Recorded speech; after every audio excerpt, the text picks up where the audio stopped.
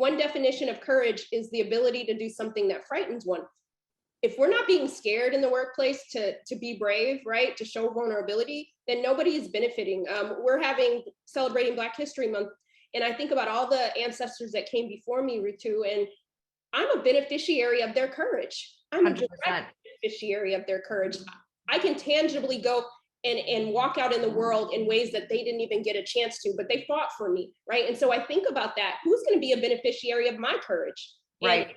And so many people can be of yours and ours, but we have to lean into that. And so oftentimes allies think they have to do the grand act, right? Climb on top of Mount Everest and put the flag in the ground and, hey, nobody's asking you to do that. That's great if that's what you feel your allyship wants to get you. But what we're looking for are the everyday acts. Yes. The everyday acts of courage, right? When you're thinking about, say you're a manager, for example, and you have people on your team who might send, so for example, let's say that I manage Ritu, and somebody on the team, she's the only woman of color, someone on the team comes on and they have an issue with her. So they email me and they CC me and email her, right? So this is another form of gaslighting that I think some allies don't understand is, why wouldn't you just go to Ritu and ask her what you need from her and have a conversation instead of bringing me into it? Are you trying to get her in trouble? Are you, all of these different things. And I think allies need to think about their intent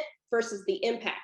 Oftentimes they say that I didn't mean any harm, or that's not what I meant. And that's not what we're talking about. It's like, but how did that impact the person that it fell on, right? And so I think we have to think about all these different intersections of allyship, that it's not a one size fits all. It's everyday acts. I often say that healing is not a one-time event, it's a lifestyle. Allyship is not a one-time event, it's a lifestyle. Yeah, 1,000%. It's a way of life. We choose it.